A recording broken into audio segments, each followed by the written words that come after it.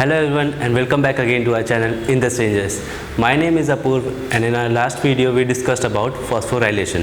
So basically अगर हमें phosphorylation को define करना हो तो we can say that phosphorylation is formation of ATP which is adenosine triphosphate from ADP and inorganic phosphate.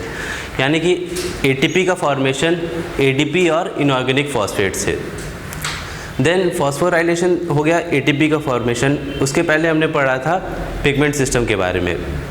आज इन्हीं टॉपिक्स को हम लेके एक नया टॉपिक पढ़ने वाले हैं, नॉन साइक्लिक फोटोफॉस्फोराइलेशन. ये भी हमने देखा that phosphorylation is basically of two types, that is photophosphorylation and oxidative phosphorylation. In this chapter we only have to focus on photophosphorilation which takes place in chloroplast. जो भी हम पढ़ रहे हैं वो कहाँ हो रहा है? क्लोरोप्लास्ट में हो रहा है. फोटोसिंथेसिस कहाँ हो रहा है? क्लोरोप्लास्ट में हो रहा है. फॉस्फोराइलेशन एक फोटोसिंथेसिस का पार्ट है, वो भी कहाँ हो रहा है? क्लोरोप्लास्ट में ही हो रहा है. सो फॉस्फोराइलेशन यानी फोटोफॉस्फोराइलेशन कहाँ हो रहा है? क्लोरोप्लास्ट में हो रहा है. Then photophosphorylation is basically further divided into two parts, that is non cyclic photophosphorylation and cyclic photophosphorylation. Non cyclic क्यों बोलेंगे? क्योंकि साइकिल कंप्लीट नहीं होगा. किसका साइकिल कंप्लीट नहीं होगा? इलेक्ट्रॉन्स का साइकिल कंप्लीट नहीं होगा. साइक्लिक फोटोफॉस्फोराइलेशन कब बोलेंगे? जब इलेक्ट्रॉन्स का साइकिल कंप्लीट हो जाए, यानी इलेक्ट्रॉन पिगमेंट सिस्टम से रिलीज होकर वापस से पिगमेंट सिस्टम के पास ही आ जाए, तो वो होगा साइक्लिक फोटोफॉस्फोराइलेशन.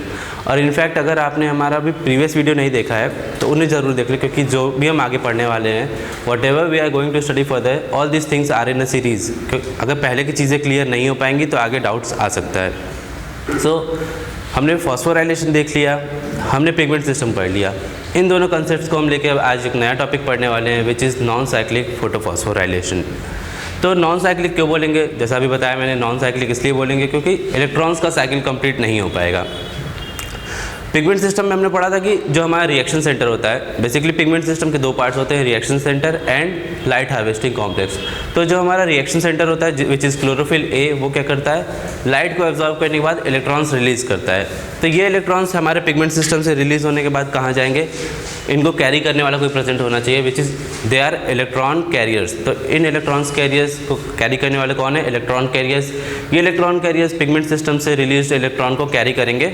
अगर ये इलेक्ट्रॉन घूम के वापस आ जाता है तो वो होगा हमारा साइक्लिक फॉस्फोराइलेशन. अगर घूम के इलेक्ट्रॉन्स पिगमेंट सिस्टम के पास वापस नहीं आता है तो वो होगा हमारा नॉन साइक्लिक फोटोफॉस्फोराइलेशन. तो इस वीडियो में हम नॉन साइक्लिक को ही पढ़ने वाले हैं. तो होगा प्रोसेस कुछ इस तरह से, इलेक्ट्रॉन्स रिलीज हुए, इलेक्ट्रॉन्स को कैरी करने वाले कौन प्रेजेंट है हमारे पास? Electrons carriers. तो नॉन साइक्लिक फोटोफॉस्फोराइलेशन के 6 इलेक्ट्रॉन्स कैरियर्स हैं. इनके नाम है कुछ इस तरह: pheophytin, plastoquinone, cytochrome B6F complex, plastocyanin, FRS and ferredoxin. ये 6 क्या है? हमारे इलेक्ट्रॉन कैरियर्स हैं.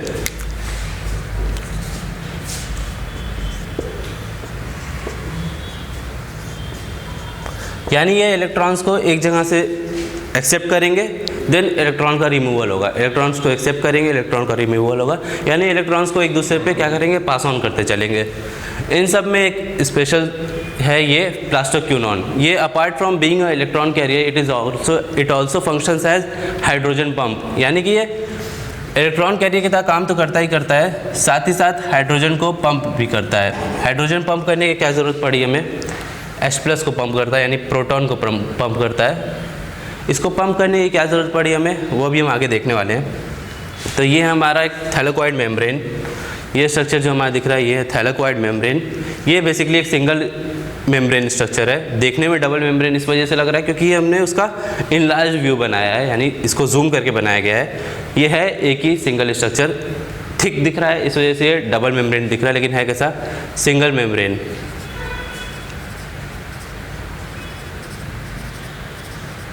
Single membrane of thylakoid. तो प्रोसेस कुछ इस तरह से स्टार्ट होता है. जानते हैं हम कि जब भी लाइट एब्जॉर्ब होगा पिगमेंट सिस्टम क्या करेंगे? इलेक्ट्रॉन्स को रिलीज करेंगे. पिगमेंट सिस्टम कहाँ प्रेजेंट है हमारा? फोटो सिस्टम 2 हमारा प्रेजेंट है इनर साइड ऑफ थैलेकॉइड, यानी थैलेकॉइड मेम्ब्रेन के अंदर की तरफ. फोटो सिस्टम 1 हमारा प्रेजेंट है ऊपर साइड थैलेकॉइड मेम्ब्रेन्स के. ये हमारा हो गया एक थैलेकॉइड. थैलेकॉइड के अंदर जो एरिया है हमारा इनक्लोज्ड एरिया जो है उसे हम बोलेंगे ल्यूमेन ऑफ थैलेकॉइड. ल्यूमेन.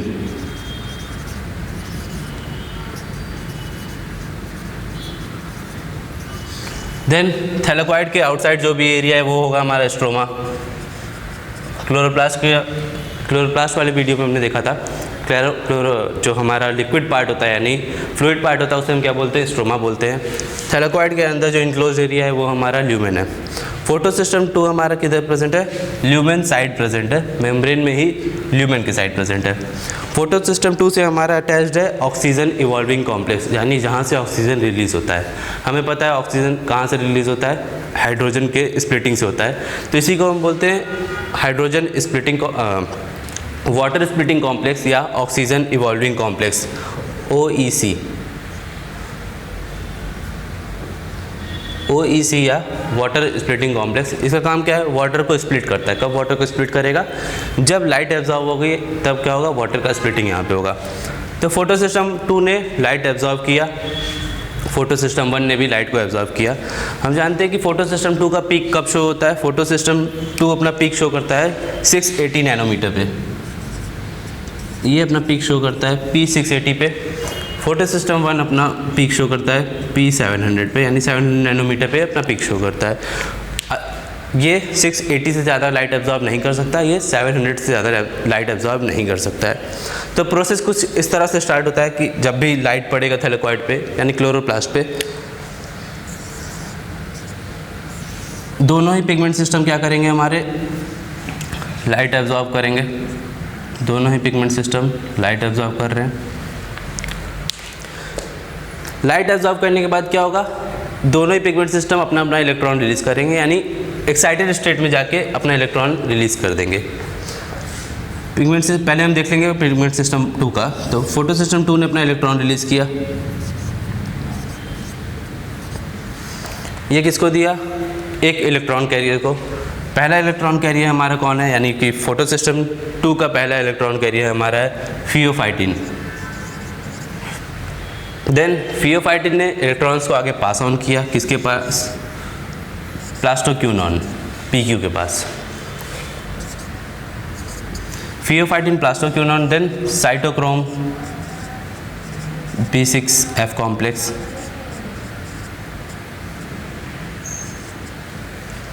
यहाँ पे क्या हो रहा है, इलेक्ट्रॉन का पास एक दूसरे को क्या कर रहे हैं, इलेक्ट्रॉन पास ऑन करते जा रहे हैं। साइटोक्रोम B6F कॉम्प्लेक्स के बाद ये कहाँ गया इलेक्ट्रॉन, प्लास्टोसाइनिन के पास।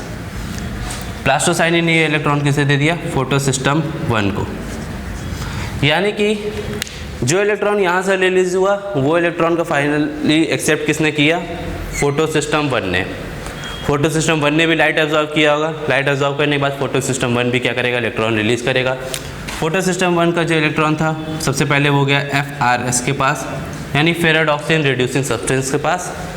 फेराडॉक्सिन रिड्यूसिंग सब्सटेंस से ये इलेक्ट्रॉन दे दिया फेराडॉक्सिन को। क्या हुआ प्रोसेस, वापस से देखेंगे हम लोग।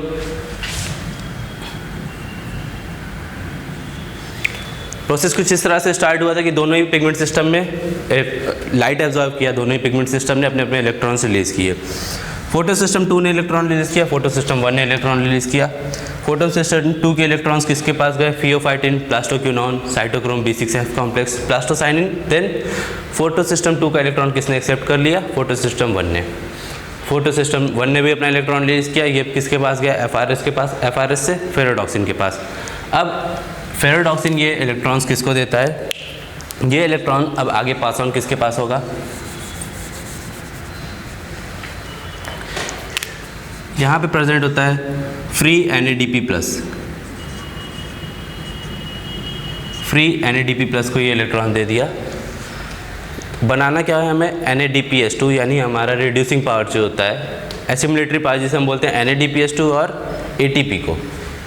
हमें इलेक्ट्रॉन्स तो मिल गया NADP प्लस के पास, हमें और क्या चाहिए, हाइड्रोजन चाहिए ताकि हम NADPH2 बना सकें। ये क्या है, सिर्फ NADP प्लस है, हमें बनाना क्या है, NADPH2। तो वो हाइड्रोजन हमें कहाँ से मिलेगा, हाइड्रोजन हमें मिलेगा ऑक्सीजन इवॉल्विंग कॉम्प्लेक्स से, यानी वाटर स्प्लिटिंग कॉम्प्लेक्स से। तो यहाँ पे कुछ प्रोसेस इस तरह से हो रहा होगा, यहाँ पे वाटर का ब्रेकडाउन होगा, यानी H2O का ब्रेकडाउन होगा, 2H plus 2 electron plus half O2। ये जो O2 हमारा रिलीज़ हुआ यही बाद में क्या होगा, डिफ्यूज़ हो जाएगा इन्वायरमेंट में, यानी स्टोमेटा के थ्रू ये रिलीज़ हो जाएगा ऑक्सीजन। तो हम यहाँ पे ये भी देख सकते हैं कि ऑक्सीजन कहाँ से रिलीज़ हुआ, हाइड्रोजन से रिलीज़ हुआ, जो कि हमने अपने पहले वीडियो में डिस्कस कर लिया है। ऑक्सीजन हमारा रिलीज हो चुका है यहाँ पे, ऑक्सीजन इवॉल्विंग कॉम्प्लेक्स से यहाँ पे क्या हुआ, कई सारे हाइड्रोजन रिलीज हो गए, यानी ल्यूमेन में क्या हो गया, हाइड्रोजन आयन का कंसंट्रेशन बढ़ गया, H+ आयन का कंसंट्रेशन ल्यूमेन साइड बढ़ गया, ऑक्सीजन क्या हो गया, वो रिलीज हो गया। बट हाइड्रोजन हमें पहुंचाना कहाँ है, NADP+ के पास पहुंचाना है, ताकि हमें क्या बना सके, NADPH2। तो अब एक नया पार्ट हम पढ़ने वाले हैं, विच इज़ एटीपेज एंजाइम या ATP सिंथेटेज। एटीपेज एंजाइम और ATP सिंथेटेज, ये क्या है, एंजाइम है, जैसा हमें समझ में आ रहा है। यहाँ पे लास्ट में ASE सफिक्स क्या जुड़ा है, ASE जुड़ा है, इसका मतलब ये कोई एंजाइम होगा।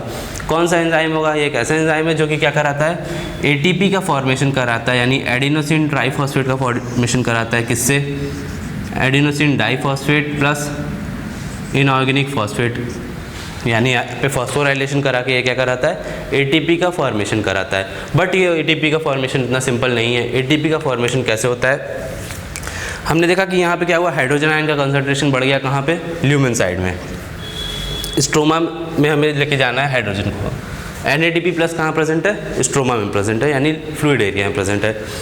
ये हाइड्रोजन क्या होगा इन हाइड्रोजन का, ये hydrogen along the concentration gradient move करना स्टार्ट करेंगे, यानी जिधर कंसंट्रेशन ज़्यादा है वहाँ से मूव करना स्टार्ट करेंगे, किधर, जिधर कंसंट्रेशन कम है, यानी एक तरह का फैसिलिटेटेड डिफ्यूजन होगा यहाँ पे, किसके थ्रू, ये हमारा जो एटीपेज एंजाइम है इसके थ्रू। ये एटीपेज एंजाइम्स के दो पार्ट हैं, फर्स्ट पार्ट है हमारा F0 पार्ट, सेकंड पार्ट है हमारा F1 part. F0 part and F1 part.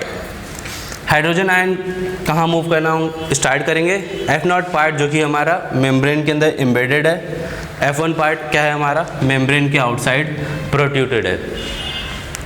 H+ ions यहाँ से मूव करेंगे अलॉन्ग द कंसंट्रेशन ग्रेडियंट, यानी कि फैसिलिटेटेड डिफ्यूजन होगा यहाँ पे। जैसे ही यहाँ पे मूव करने लगेंगे, यहाँ पे क्या होगा, ये जो हमारा ट्रांस मेम्ब्रेन चैनल है, NCERT की वर्ड है ये, ट्रांस मेम्ब्रेन चैनल, यानी कि आउटर मेम्ब्रेन इनर मेम्ब्रेन नहीं बोलेंगे, मेम्ब्रेन के आउटसाइड और मेम्ब्रेन के इनसाइड को कनेक्ट करने वाले को क्या बोल रहे हैं हम, ट्रांस मेम्ब्रेन चैनल के थ्रू जब ये मूव करने लगेगा तो यहाँ पे क्या आएगा, एक तरह का कॉन्फॉर्मेशनल चेंज आएगा। कॉन्फॉर्मेशनल चेंज केमिस्ट्री में पढ़ा होगा, कॉन्फॉर्मेशनल आइसोमर, यानी एक तरह का स्ट्रक्चरल आइसोमर। तो यहाँ पे भी क्या होगा, जब H+ आयंस मूव करना स्टार्ट होंगे तो क्या होगा, यहाँ पे स्ट्रक्चरल चेंज आएगा। इसी स्ट्रक्चरल चेंज की वजह से क्या हो पाता है, ADP और इनऑर्गेनिक फॉस्फेट मिलके क्या बना सकते हैं, ATP। क्या बन गया हमारा, ATP कैसे बना, कंसंट्रेशन ग्रेडियंट के अलॉन्ग जब H+ आयन मूव किए तो क्या बना हमारा, ATP बना। H+ आयंस कहाँ से मूव किए, एटीपेज एंजाइम के थ्रू, यानी ट्रांस मेम्ब्रेन चैनल में क्या आया, कॉन्फॉर्मेशनल चेंज आया। अब ये हाइड्रोजन कहाँ मूव कर गए, H+ अब मूव कर गया हमारा बाहर, जहाँ पे क्या है, स्ट्रोमा रीजन में हमारा क्या प्रेजेंट है, फ्री NADP+ प्रेजेंट है। फ्री NADP+ क्या करेगा, इन हाइड्रोजन्स को एक्सेप्ट करेगा, इसको हाइड्रोजन भी मिल गया, इलेक्ट्रॉन भी मिल गया, तो अब ये क्या बना सकता है, NADP+2, NADPH2 क्या बन गया हमारा, NADPH2 बन गया, और हमारा क्या बन गया, ATP बन गया। अब इन्हीं दोनों से हम क्या करा सकते हैं, आगे चल के हम डाइक रिएक्शन में भी हेल्प करता है यही दोनों चीज़, यानी कार्बन डाइऑक्साइड को फिक्स कराने में कौन हेल्प करता है हमारा, NADPH2 एंड ATP। वापस से प्रोसेस को एक बार देखते हैं। प्रोसेस हमारा स्टार्ट कुछ इस तरह से हुआ था कि इलेक्ट्रॉन्स रिलीज हुए। इलेक्ट्रॉन्स कहाँ से रिलीज हुए, पिगमेंट सिस्टम के रिएक्शन सेंटर से, यानी कि क्लोरोफिल A से इलेक्ट्रॉन रिलीज हुए। इलेक्ट्रॉन को रिलीज कराया किसने, photosystem 1 and photosystem 2। Then electrons को कैरी करने वाले कोई प्रेजेंट्स थे, इलेक्ट्रॉन कैरियर्स प्रेजेंट थे। ये क्या करते हैं, इलेक्ट्रॉन को एक तरफ से एक्सेप्ट कर रहे हैं, दूसरी तरफ से इलेक्ट्रॉन को रिलीज कर रहे हैं। फोटोसिस्टम 2 का इलेक्ट्रॉन गया pheophytin, plastoquinone, cytochrome, plastocyanin. Plastocyanin के बाद ये गया फोटोसिस्टम 1 ने फोटोसिस्टम 2 का इलेक्ट्रॉन एक्सेप्ट कर दिया। जैसा कि हम देख सकते हैं इलेक्ट्रॉन वापस से घूम के फोटोसिस्टम 2 के पास नहीं आ पाया, इस वजह से हम इसे क्या बोल रहे हैं, नॉन साइक्लिक, यानी साइकिल कंप्लीट नहीं हो पा रहा है। इलेक्ट्रॉन्स फोटोसिस्टम 1 के पास गया, फोटोसिस्टम 1 ने भी अपना इलेक्ट्रॉन रिलीज़ किया। ये गया FRS के बाद फेरोडॉक्सिन। यहाँ पे क्या हुआ, फेरोडॉक्सिन ने इलेक्ट्रॉन दिया फ्री NADP+ को फ्री NADP+ को क्या हुआ, इलेक्ट्रॉन मिला। साथ ही साथ हमें NADPH2 क्योंकि बनाना है, इस वजह से हमें हाइड्रोजन की भी ज़रूरत है। हाइड्रोजन हमें कहाँ से मिला, हाइड्रोजन हमें मिला ऑक्सीजन इवॉल्विंग कॉम्प्लेक्स से, जो कि किससे अटैच्ड है, ल्यूमेन साइड में प्रेजेंट है ऑक्सीजन इवॉल्विंग कॉम्प्लेक्स, अटैच्ड किससे हमारा, फोटोसिस्टम 2 से। ऑक्सीजन इवॉल्विंग कॉम्प्लेक्स में क्या हुआ, वाटर का फोटोलिसिस हुआ। हाइड्रोलिसिस नहीं बोल रहे हैं हम लोग यहाँ पे हम लोग बोल रहे हैं फोटोलिसिस। हाइड्रोलिसिस तब बोलेंगे जब हाइड्रोलेज एंजाइम की हेल्प से वाटर का ब्रेकडाउन हुआ, लेकिन यहाँ पे क्या हो रहा है, लाइट की वजह से वाटर का ब्रेकडाउन हो रहा है, इस वजह से हम क्या बोल रहे हैं, फोटोलिसिस बोल रहे हैं। फोटोलिसिस हुआ यानी H2O यहाँ पे ब्रेकडाउन हुआ, 2H+ + 2 इलेक्ट्रॉन और हाफ O2 में। यही ऑक्सीजन बाद में क्या होगा, इन्वायरमेंट में डिफ्यूज आउट हो जाएगा, यानी क्लोरोप्लास्ट से डिफ्यूज होकर स्टोमेटा के थ्रू इन्वायरमेंट में रिलीज हो जाएगा। बचा क्या हमारे पास, H+ आयन कंसंट्रेशन।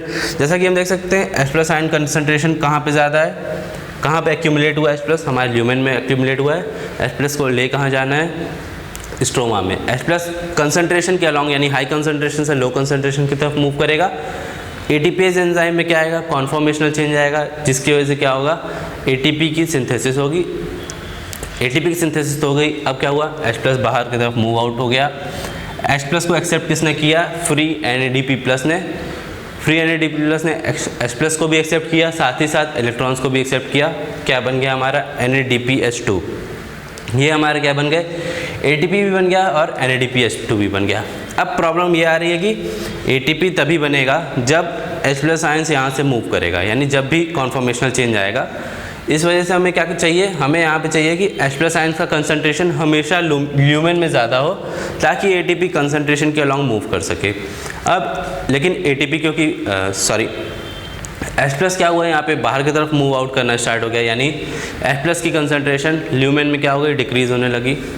बट ऐसा नहीं हुआ, जो H+ बाहर गया अब उनको वापस से हमें क्या करना होगा, अंदर की तरफ पंप करना होगा, ताकि H+ कंसंट्रेशन ल्यूमेन में हमेशा मेंटेन रहे, यानी ल्यूमेन में कंसंट्रेशन ज़्यादा रहे। ये कैसे पॉसिबल हो पाएगा, H+ जो बाहर की तरफ मूव किया, इसको अंदर की तरफ पंप कौन करेगा। थोड़ी देर पहले हमने बात किया plastoquinone apart from being an electron carrier it is also a hydrogen pump, यानी कि इलेक्ट्रॉन तो कैरी करता ही करता है, साथ ही साथ ये क्या करता है, हाइड्रोजन को वापस से क्या करेगा, ल्यूमेन में पंप करेगा। H+ को वापस से इसने क्या किया, ल्यूमेन ने पंप कर दिया। वापस से हम देख सकते हैं H+ आयन कंसंट्रेशन हमारे पास ल्यूमेन में इंक्रीज़ हो गई। फिर से H+ यहाँ से मूव कर सकेगा, फिर से ATP सिंथेसिस होगी, फिर से NADPH2 बनेगा। जो एक्स्ट्रा H+ प्रेजेंट होंगे उन्हें कौन वापस से पंप कर देगा, प्लास्टोक्यूनॉन ने। ये बिल्कुल NCERT में दिया गया है। NCERT में प्लास्टोक्यूनॉन का नाम नहीं दिया गया, NCERT में सिर्फ ये दिया गया है कि कोई हाइड्रोजन पंप की तरह एक्ट करता है, वो क्या करता है, इलेक्ट्रॉन्स को वापस से पंप कर पाता है। ये हमने बेसिक मैकेनिज्म पढ़ लिया। नॉन साइक्लिक फोटोफॉस्फोराइलेशन से बहुत सारे क्वेश्चन बनते हैं, लगभग हम यहाँ देखेंगे 7-8 क्वेश्चन ईजिली यहाँ से बन सकते हैं। उन्हें समझना ज़रूरी है, मतलब समझ तो लिया है हमने पूरा मैकेनिज्म, एक बार क्वेश्चंस को भी देख लेते हैं ताकि चीज़ें और अच्छे से क्लियर हो पाएँ।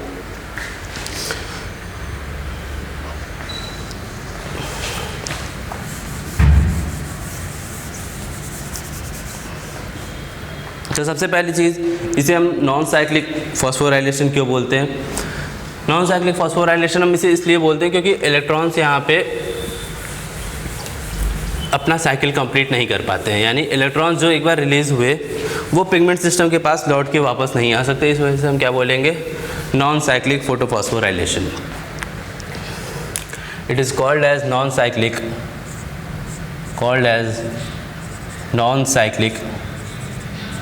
because electrons released from photosystem do not return back to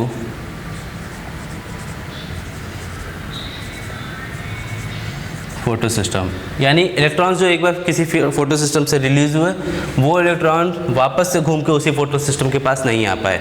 एक और चीज़ यहाँ पे देख सकते हैं हम लोग, जब भी इलेक्ट्रॉन रिलीज होते हैं तो क्या होगा, फोटो सिस्टम एक्साइटेड स्टेट में चला जाएगा, यानी अनस्टेबल हो जाएगा। इसको इलेक्ट्रॉन रिलीज़ किया फोटो सिस्टम 2 ने, किस में चला गया, एक्साइटेड स्टेट में, यानी अनस्टेबल हो गया। फोटो सिस्टम 1 ने भी इलेक्ट्रॉन रिलीज़ किया, किस में चला गया, एक्साइटेड स्टेट में, यानी अनस्टेबल हो गया। इसको वापस से स्टेबलाइज करने के लिए क्या चाहिए, हमें इलेक्ट्रॉन चाहिए।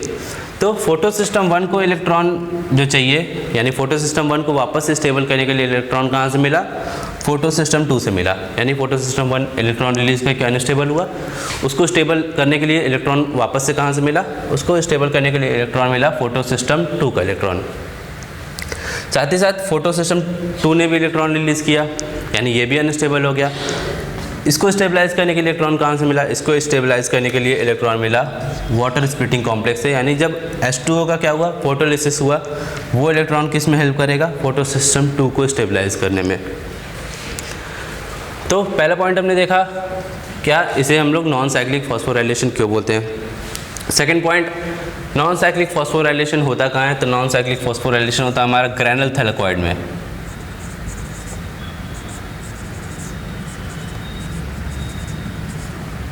नॉन साइक्लिक कहाँ होता है, ग्रेनुल थैलेकॉइड में। क्वेश्चन ये सब एग्जाम में पूछा जाता है कि लोकेशन क्या है साइक्लिक का, लोकेशन क्या है नॉन साइक्लिक का।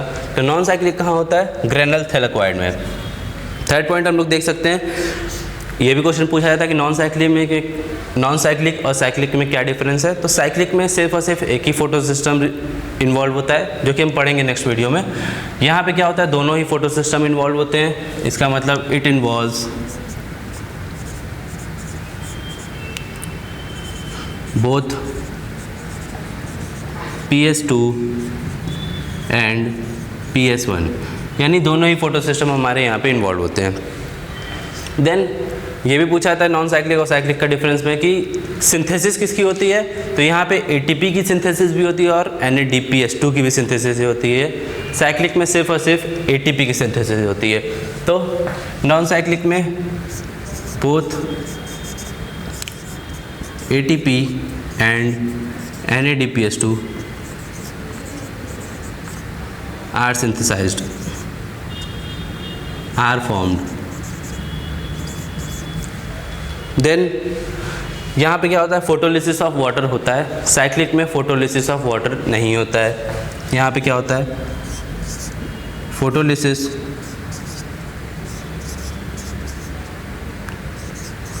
Of H2O। Photolysis of H2O हुआ, इसका मतलब क्या होगा, ऑक्सीजन भी रिलीज होगा। साइक्लिक में फोटोलिसिस ही नहीं होता, इस वजह से ऑक्सीजन भी रिलीज नहीं होता है। तो फोटोलिसिस हुआ, इस वजह से क्या हुआ, O2 रिलीज। देन और क्या क्वेश्चन पूछा जा सकता है यहाँ से, और यहाँ से क्वेश्चन पूछा जा सकता है प्राइमरी इलेक्ट्रॉन एक्सेप्टर, यानी फोटो सिस्टम 2 का प्राइमरी इलेक्ट्रॉन एक्सेप्टर कौन है, फोटो सिस्टम 1 का प्राइमरी इलेक्ट्रॉन एक्सेप्टर कौन है। तो जैसा हम देख सकते हैं, फोटो सिस्टम 2 का प्राइमरी इलेक्ट्रॉन एक्सेप्टर है हमारा फियोफाइटिन।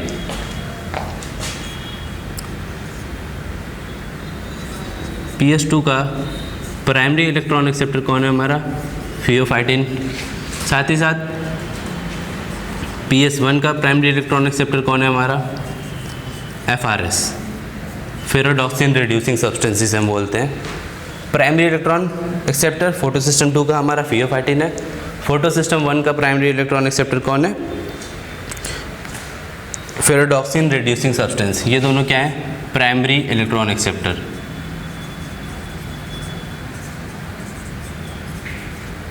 यानी पिगमेंट सिस्टम से जब भी इलेक्ट्रॉन रिलीज हुए, सबसे पहले उन्हें कैरी करने वाला कौन प्रेजेंट है, FRS एंड फियोफाइटिन। और क्या क्वेश्चन यहाँ से आ सकता है, और कुछ क्वेश्चन हम लोग आगे देखेंगे कि ये पूछा जा सकता है कि ऑक्सीजन इवॉल्विंग कॉम्प्लेक्स किससे अटैच्ड है, फोटो सिस्टम 2 या फोटो सिस्टम 1 से। तो देख सकते हैं हम लोग oxygen evolving complex is associated with photo system 2, यानी OEC is associated with PS2। और OEC किस साइड प्रेजेंट है, यानी ल्यूमेन साइड प्रेजेंट है या स्ट्रोमा साइड प्रेजेंट है। तो OEC किधर प्रेजेंट है हमारा,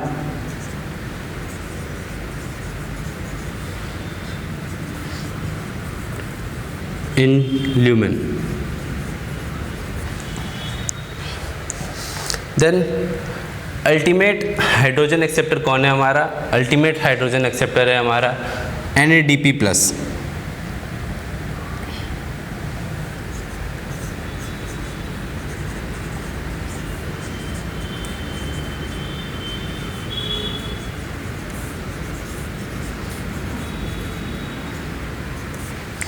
अल्टीमेटली हाइड्रोजन को एक्सेप्ट किसने किया, NADP+ ने। हाइड्रोजन मूव कहाँ से हुआ था, हाइड्रोजन मूव हुआ हमारा एटीपेज एंजाइम्स के थ्रू, बट अल्टीमेटली हाइड्रोजन को एक्सेप्ट किसने किया, NADP+ ने। देन जो अभी थोड़े पहले हमने बात की कि फोटो सिस्टम से जब इलेक्ट्रॉन रिलीज़ हुआ तो उन्हें कंपनसेट करने वाला कोई होना चाहिए, यानी कि इलेक्ट्रॉन्स रिलीज़ करने के बाद फोटो सिस्टम क्या हुए, अनस्टेबल हो गए, तो उसके कंपनसेशन के लिए इलेक्ट्रॉन्स कहाँ से मिलेगा, इस पर भी क्वेश्चन आ सकता है। तो इलेक्ट्रॉन रिलीज फ्रॉम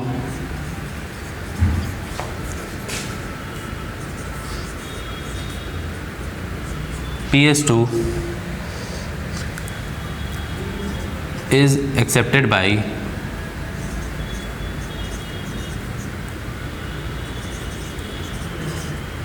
PS1, यानी PS2 से जो इलेक्ट्रॉन रिलीज हुआ उसे एक्सेप्ट किसने किया, PS1 ने। देन PS1 ने जो इलेक्ट्रॉन रिलीज किया उसे किसने एक्सेप्ट किया, यानी इलेक्ट्रॉन रिलीज्ड बाय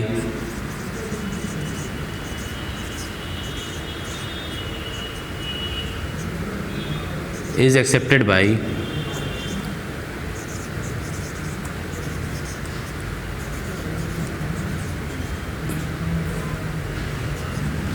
PS1 ने जो इलेक्ट्रॉन रिलीज किया उसे किसने फाइनली एक्सेप्ट किया, NADP+ ने। ये कुछ हमारे बेसिक कंसेप्ट थे। बेसिक कंसेप्ट क्या थे, इन्हें हम बोल सकते हैं इन कंसेप्ट को लेके जो भी पॉसिबल क्वेश्चंस है वो हमने देख लिया। क्वेश्चंस को याद करने की कोशिश ना करें, याद करने की कोशिश सिर्फ और सिर्फ ये डायग्राम समझने की कोशिश करें।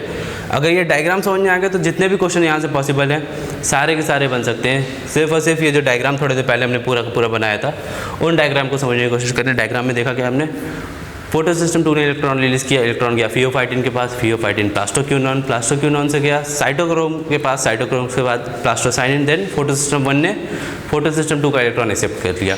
फोटो सिस्टम 1 का इलेक्ट्रॉन कहाँ गया, FRS फेरोडॉक्सिन के पास। फाइनली फोटो सिस्टम 1 का इलेक्ट्रॉन किसने एक्सेप्ट किया, फ्री NADP+ ने। साथ ही साथ हमने देखा ऑक्सीजन इवॉल्विंग कॉम्प्लेक्स में क्या हुआ, हाइड्रोजन रिलीज हुआ। हाइड्रोजन रिलीज होकर किधर से गया, एटीपेज के ट्रांसमेम्ब्रेन चैनल से। यहाँ पे कॉन्फॉर्मेशनल चेंज आया जिसके थ्रू क्या हुआ, ATP की सिंथेसिस हो पाई। H+ कहाँ गया, NADP+ के पास। NADP+ और H+ मिलकर क्या बना दिए, NADPH2। ATP भी मिल गया हमें, NADPH2 भी मिल गया। अब हम इन दोनों एसिमिलेटरी पावर से क्या करेंगे, कार्बन डाइऑक्साइड का रिडक्शन करा सकते हैं। साथ ही साथ हमने देखा ऑक्सीजन कैसे इन्वायरमेंट में रिलीज होता है, वो ऑक्सीजन इवॉल्विंग कॉम्प्लेक्स से रिलीज होता है। यानी ऑक्सीजन इवॉल्विंग कॉम्प्लेक्स में क्या होता है, वाटर का फोटोलिसिस होता है, 2H+ + 2 electron and half O2। ये O2 इन्वायरमेंट में रिलीज हो जाता है। O2 सिर्फ और सिर्फ नॉन साइक्लिक में ही रिलीज होता है। हमें ये याद रखना है कि सिर्फ और सिर्फ O2 नॉन साइक्लिक में ही रिलीज होता है। देन H+ हमें कहाँ से मिला, H+ मिला हमें वाटर के फोटोलिसिस से। H+ का फाइनल एक्सेप्टर कौन था, NADP+ से। ये डायग्राम अगर हमें समझ में आ गया तो हम सारे के सारे क्वेश्चन यहाँ से कर सकते हैं। और क्या क्वेश्चन देखा हमने, दोनों ही फोटो सिस्टम यहाँ पे इन्वॉल्व होते हैं, दोनों ही चीज़ सिंथेसाइज होती है, ATP और NADPH2। फोटोलिसिस होता है, ऑक्सीजन रिलीज होता है। लोकेशन क्या है नॉन साइक्लिक का, ग्रेनल थैलाकोइड। ये बेसिक चीज़ें हमें पढ़ ली। अब और कुछ क्वेश्चन आ सकते हैं यहाँ से जो कि कैलकुलेशन बेस्ड हैं थोड़े, उन्हें अब हम देखेंगे। तो अब हमें देखना है कि नॉन साइक्लिक फॉस्फोराइलेशन को NCERT में लिखा गया है कि नॉन साइक्लिक फॉस्फोराइलेशन को हम Z स्कीम भी बोलते हैं। ऐसा क्यों बोलते हैं, ये रीज़न हमें समझना है। नॉन साइक्लिक फॉस्फोराइलेशन कुछ इस तरह हो रहा था कि फोटो सिस्टम 2 इलेक्ट्रॉन रिलीज कर रहा था, फोटो सिस्टम 2 से इलेक्ट्रॉन जाता, pheophytin plastoquinone cytochrome plastocyanin. Then photo system 1 के पास इलेक्ट्रॉन जा रहा था, साथ ही साथ फोटो सिस्टम 1 का इलेक्ट्रॉन जा रहा था NADP+ के पास। यहाँ पे क्या हो रहा था, ATP की सिंथेसिस हो रही थी। बीच में क्या हो रहा था, यहाँ पे हमारा NADPH2 की सिंथेसिस हो रही थी। बीच में हमने देखा, यानी इलेक्ट्रॉन ट्रांसपोर्ट चेन के बीच में हमने देखा कि ATP की सिंथेसिस हो रही थी।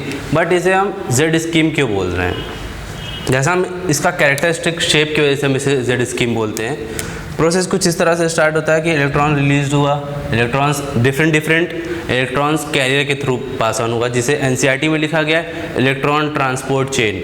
ये क्या है, इलेक्ट्रॉन्स का ट्रांसपोर्ट ही तो हो रहा है यहाँ पे।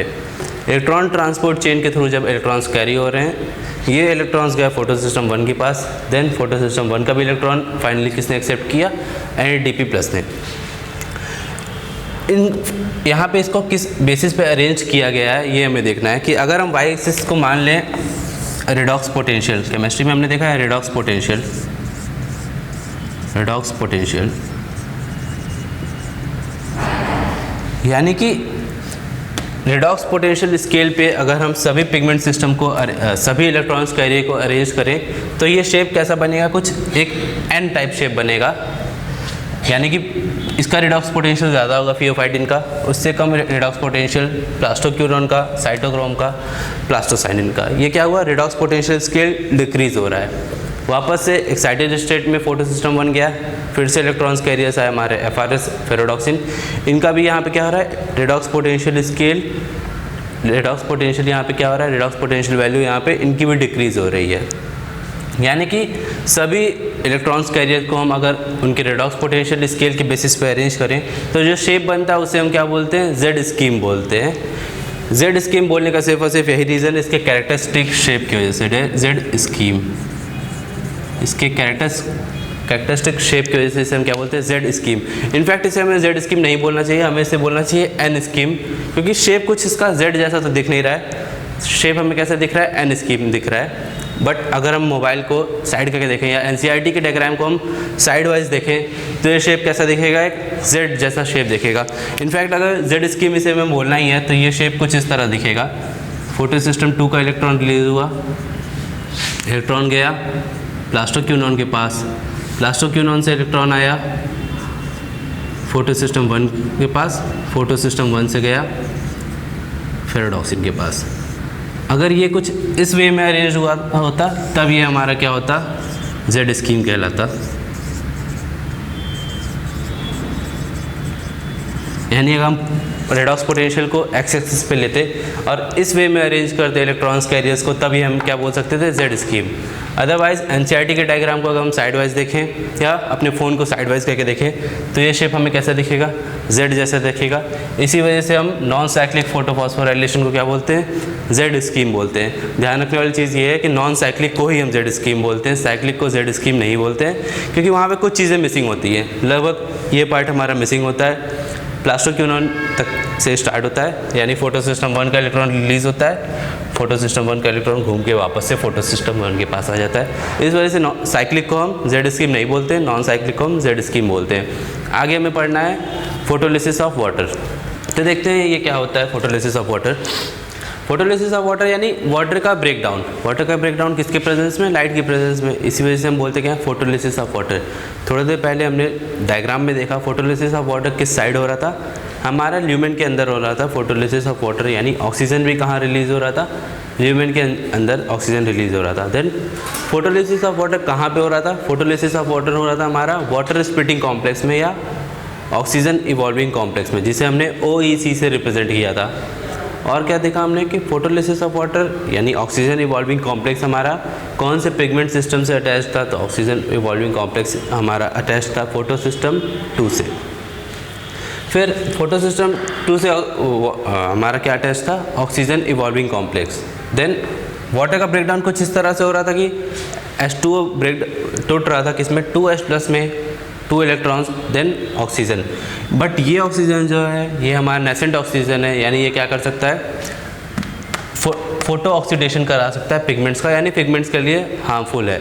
इस वजह से हमें क्या बनाना है, ऑक्सीजन मॉलिक्यूल बनाना है। ये क्या है, इंडिविजुअल ऑक्सीजन एटम है जो कि क्या है, हार्मफुल है क्लोरोफिल के लिए। हमें बनाना क्या है, ऑक्सीजन मॉलिक्यूल। ऑक्सीजन मॉलिक्यूल कैसे बनेगा, यानी कि जब 2 हाइड्रोजन 2 H2O ब्रेकडाउन होंगे तो क्या होगा, 4H+ प्लस 4 इलेक्ट्रॉन, साथ ही साथ एक ऑक्सीजन मॉलिक्यूल रिलीज होगा, यही इन्वायरमेंट में डिफ्यूज़ हो जाएगा।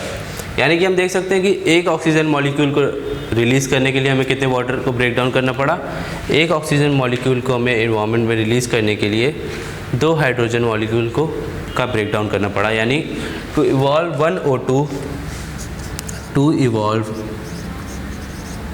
1 O2 breakdown of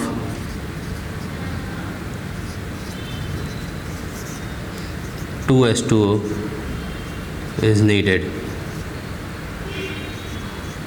एक ऑक्सीजन मॉलिक्यूल को रिलीज़ करने के लिए हमें कितना H2O चाहिए, एक ऑक्सीजन मॉलिक्यूल को हमें रिलीज़ करने के लिए हमें 2 H2O चाहिए। बट हम देखते हैं कि जब हमने फोटोसिंथेसिस का रिएक्शन पढ़ा था तो क्या हो रहा था यहाँ पे 6 ऑक्सीजन मॉलिक्यूल रिलीज़ हो रहे थे।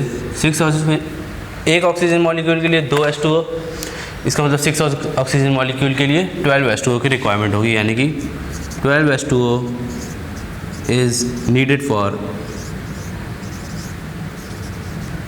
6 O2। जैसा कि हम यहाँ देख भी सकते हैं, H2O हमारे रिएक्शन के स्टार्ट में कितना था, 12 H2O था, रिलीज़ क्या हुआ हमारा 6 O2। छोटा सा टॉपिक था, NCERT में दिया गया है बिल्कुल, फोटोलिसिस ऑफ वाटर, यानी कि वाटर का फोटोलिसिस, वाटर का ब्रेकडाउन किसके प्रेजेंस में, लाइट के प्रेजेंस में। तो हमसे क्वेश्चन पूछा क्या जा सकता है, क्वेश्चन ये पूछा जा सकता है कि एक ऑक्सीजन को रिलीज़ करने के लिए हमें कितना वाटर की रिक्वायरमेंट है। चाहे तो हम क्वेश्चन यहाँ से भी देख सकते हैं, अदरवाइज इसको हमने प्रूव करके भी देख लिया कि एक ऑक्सीजन जब रिलीज़ हो रहा था, यानी सिर्फ और सिर्फ एक ऑक्सीजन एटम रिलीज़ हो रहा था एक वाटर के ब्रेकडाउन से, तो ये कैसा था, नेसेंट ऑक्सीजन था। नेसेंट ऑक्सीजन हम जानते हैं क्या होता है, हार्मफुल होता है, यानी क्लोरोफिल ए को हमारे डैमेज कर सकता है। इसका मतलब 2 वाटर मॉलिक्यूल का ब्रेकडाउन हुआ होगा तो 2 ऑक्सीजन एटम बने होंगे। 2 ऑक्सीजन एटम क्या हुआ होगा, आपस में कंबाइन हो गए होंगे, यानी 2 ऑक्सीजन एटम्स कुछ इस तरह बने होंगे, आपस में कंबाइन होकर क्या बन गया होगा, एक O2 मॉलिक्यूल। हमने अपने पिगमेंट्स वाले टॉपिक में पढ़ा था, पिगमेंट वाले वीडियो में देखा था कि ये कराने में हेल्प कर रहा था वहाँ कैरोटीन पिगमेंट। कैरोटीन पिगमेंट के बारे में हमने देखा था कि वो 2 नेसेंट ऑक्सीजन को कंबाइन करके एक ऑक्सीजन मॉलिक्यूल बनाता है। ये हो गया हमारा फोटोलिसिस ऑफ वाटर। आगे देखना है हमें क्वांटम रिक्वायरमेंट। क्वांटम रिक्वायरमेंट या फोटोन क्या होता है। सबसे पहली बात, क्वांटा या फोटोन क्या होता है। फिजिक्स में हमने पढ़ा है वेव थ्योरी में कि लाइट जब भी ट्रैवल करता है तो वो इसका इंडिविजुअल यूनिट क्या होता है, क्वांटा या फोटॉन्स होता है। यानी लाइट का डिस्क्रीट यूनिट को हम क्या बोलते हैं, क्वांटा या फोटोन। चाहे वो सनलाइट हो या नॉर्मल हमारे बल्ब या ट्यूबलाइट से निकलता हुआ लाइट हो, उसके डिस्क्रीट यूनिट को यानी इंडिविजुअल यूनिट को हम क्या बोल सकते हैं, फोटॉन्स या क्वांटा। तो हमें क्वांटम रिक्वायरमेंट कितना है, एक ऑक्सीजन मॉलिक्यूल को रिलीज़ करने के लिए, यानी नंबर ऑफ लाइट क्वांटा या photons required to release 1 oxygen molecule. कितने क्वांटा की हमें रिक्वायरमेंट है एक ऑक्सीजन मॉलिक्यूल को रिलीज़ करने में। तो हम जैसे जानते हैं कि टू इवॉल्व 1 इलेक्ट्रॉन, एक इलेक्ट्रॉन रिलीज़ करने के लिए हमें 2 क्वांटा की ज़रूरत होती है। एक इलेक्ट्रॉन रिलीज़ करने के लिए हमें 2 क्वांटा ऑफ लाइट की रिक्वायरमेंट होती है। बट यहाँ पे हमें इलेक्ट्रॉन रिलीज़ कितने हो रहे हैं, इलेक्ट्रॉन जैसा हम देख सकते हैं 4 इलेक्ट्रॉन्स रिलीज़ हो रहे हैं जब एक ऑक्सीजन मॉलिक्यूल बन रहा है। यानी कि to evolve 4 electrons 8 quanta is required. Basic unitary method हमने यहाँ पे लगाया, क्या लगाया, एक इलेक्ट्रॉन रिलीज़ करने के लिए 2 क्वांटा चाहिए था, इसका मतलब 4 इलेक्ट्रॉन रिलीज़ करने के लिए हमें 8 क्वांटा की रिक्वायरमेंट है। इसका मतलब एक ऑक्सीजन मॉलिक्यूल को रिलीज़ करने के लिए हमें कितने क्वांटा रिक्वायरमेंट है, एक ऑक्सीजन मॉलिक्यूल को रिलीज़ करने के लिए हमें 8 क्वांटा ऑफ लाइट की ज़रूरत है। इसी को हम बोलते हैं क्वांटम रिक्वायरमेंट। एग्ज़ाम में कभी भी ऐसा कुछ करके नहीं दिखाना है। एग्ज़ाम में क्या है, क्वांटम रिक्वायरमेंट अगर पूछेगा तो डायरेक्टली हम ऑप्शन में 8 दिया होगा, 8 पे टिक करके हम आ सकते हैं। साथ ही साथ एक चीज़ यहाँ पे और बताना था कि फोटोलिसिस ऑफ वाटर यानी कि ऑक्सीजन इवॉल्विंग कॉम्प्लेक्स में जब वाटर का ब्रेक डाउन होता है तो उसमें कौन से कैटलिस्ट इन्वॉल्व होते हैं। तो नीट जैसे एग्ज़ाम का ये बहुत ही फेमस क्वेश्चन है कि यहाँ पे मैग्नीज इन्वॉल्व होता है, या ये हमारा मेन कैटलिस्ट होता है। साथ ही साथ कैल्शियम 2+ और Cl- रेगुलेटर्स की तरह वर्क करते हैं। यानी कि जब भी हमारा वाटर का ब्रेकडाउन होता है ऑक्सीजन इवॉल्विंग कॉम्प्लेक्स में तो कैटलिस्ट की तरह कौन वर्क करता है, मैग्नीज। ये मैग्नीज के बारे में हम एक और चैप्टर में पढ़ते हैं जहाँ पे हम मिनरल एंड न्यूट्रिशन वाले चैप्टर में भी वहाँ पे भी दिया गया है कि मैग्नीज ऑक्सीजन इवॉल्विंग कॉम्प्लेक्स में हेल्प करता है। साथ ही साथ 2 रेगुलेटर्स हैं यानी कि जो कैटलिस्ट का हेल्प करेंगे किसमें, फोटोलिसिस ऑफ वाटर में। कौन कौन से रेगुलेटर है, कैल्शियम एंड क्लोरीन। उसके बाद हमने क्या देखा, क्वांटम रिक्वायरमेंट। क्वांटम रिक्वायरमेंट हमारे पास कितना आया, 8। देन लास्ट चीज़ हमें देखना है क्वांटम यील्ड, यानी कि पर क्वांटा कितने ऑक्सीजन रिलीज हो रहे हैं, यानी number of O2 evolve by 1 quanta of light. Number of O2 evolve by 1 quanta of light. अभी हमने देखा कि 8 क्वांटा मिलके क्या कर रहे हैं, 1 O2 को रिलीज़ कर रहे हैं पर क्वांटा, यानी 8 क्वांटा मिलके एक ऑक्सीजन रिलीज़ कर रहे हैं, तो एक क्वांटा कितना कर रहा होगा, तो वापस से यूनिटी मेथड लगाते हुए 1 क्वांटा 1/8 O2 रिलीज़ करेगा, या इसी को हम बोल सकते हैं 12.5% O2। क्वांटम यील्ड क्या था, number of O2 revolve by number of O2 evolve by 1 quanta. एक क्वांटा ऑफ लाइट कितना O2 रिलीज़ कर सकता है। अभी हमने देखा एक O2 रिलीज़ करने के लिए 8 क्वांटे की रिक्वायरमेंट है, यानी 8 क्वांटा मिलके एक O2, इसका मतलब 1 क्वांटा, इसका 1/8 O2 या 12.5% इसे हम बोल सकते हैं। तो इसी के साथ हमारा ये टॉपिक कंप्लीट होता है। वापस एक बार छोटे से रिवाइज कर लेते हैं। फोटोलिसिस ऑफ वाटर यानी वाटर का ब्रेकडाउन। वाटर का ब्रेकडाउन कहाँ पे हुआ था, ऑक्सीजन इवॉल्विंग कॉम्प्लेक्स में। ऑक्सीजन इवॉल्विंग कॉम्प्लेक्स में क्या हुआ, वाटर ब्रेकडाउन हुआ और ऑक्सीजन रिलीज़ हुआ। ऑक्सीजन किधर रिलीज़ होता है हमारा, ऑक्सीजन हमारा ल्यूमेन के इनसाइड ल्यूमेन रिलीज़ होता है।